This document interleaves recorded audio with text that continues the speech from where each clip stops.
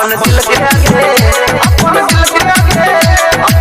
के आगे छोड़िया हमारा नाम खोल देबो फेयर लवली के दुकान अपन दिल के आगे छोड़िया हमारा नाम खोल देबो फेयर लवली के दुकान अपन दिल के आगे